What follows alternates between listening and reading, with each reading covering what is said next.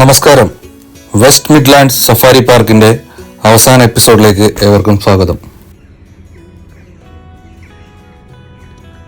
ഇത് Indian rhino ആണ്. അതിൻ്റെ ചെറിയ കൊച്ചിനെയും കണ്ടവർ ആദ്യമായിട്ടാണ് കണ്ടവർ കുട്ടീനെ കാണുന്നത്. അടിപൊളി.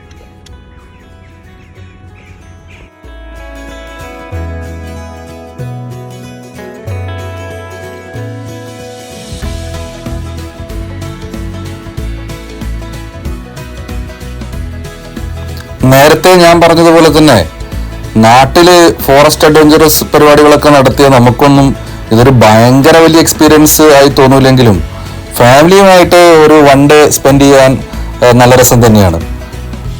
ലോകത്തിന്റെ പല ഭാഗങ്ങളുടെയും മൃഗങ്ങളും വൈൽഡ് ലൈഫും നേരിൽ കാണാനും അവയെ കൂടുതൽ മനസ്സിലാക്കാനും ഈ സഫാരിയിൽ സാധിക്കുന്നുണ്ട്.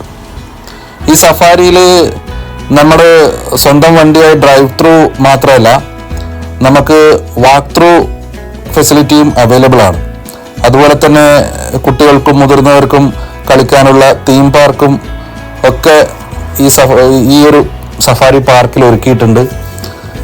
നേരത്തെ നമ്മുടെ ലോകത്തു നിന്നും മാഞ്ഞുപോയ, വംശനാശം സംഭവിച്ച ഒട്ടേറെ ജീവികൾ, ദിനോസറുകൾ ഉൾപ്പെടെ മറ്റ് ഒത്തിരി ജീവികളുടെ മോഡലുകൾ, ജീവൻ തുടിക്കുന്ന മോഡലുകളുടെ ഒരു വലിയൊരു പാർക്ക് തന്നെ ഇവിടെ ഒരുക്കിയിട്ടുണ്ട്.